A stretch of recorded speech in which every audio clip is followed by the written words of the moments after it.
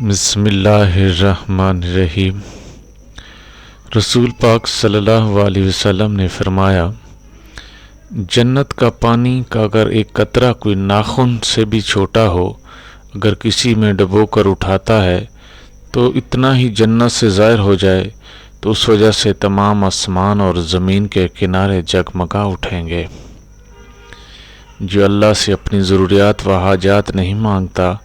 اللہ اس سے ناراض ہو جاتا ہے۔ جو شخص قرآن شریف پڑھنا شروع کرے اور پورا کیے بغیر ہی مر جائے تو قبر میں ایک فرشتہ اسے قرآن شریف پڑھاتا ہے، چنانچہ وہ اللہ سے اس حال میں ملاقات کرے گا کہ اسے پورا قرآن شریف حفظ ہو چکا ہوگا۔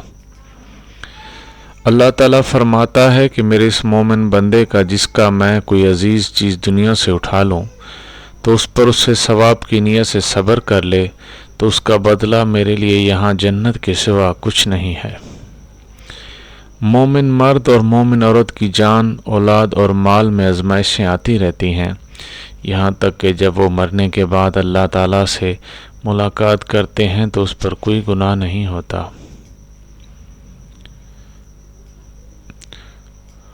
حضور پاک صلی اللہ علیہ وسلم نے فرمایا،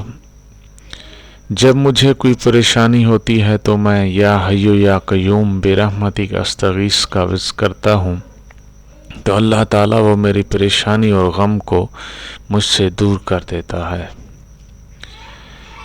حضور پاک صلی اللہ علیہ وسلم نے فرمایا کہ فرشتے اس گھر میں داخل نہیں ہوتے جس گھر میں کتے ہوں، اور اس گھر میں بھی نہیں جاتے جس میں جاندار کی تصویر ہوتی ہے۔ رسول پاک صلی اللہ علیہ وسلم نے فرمایا کہ جو شخص یہ کلمات کہے، راضیت باللہ ربہ بالاسلام دینا و محمد رسول اللہ صلی اللہ علیہ وسلم، تو میں اللہ کے رب ہونے،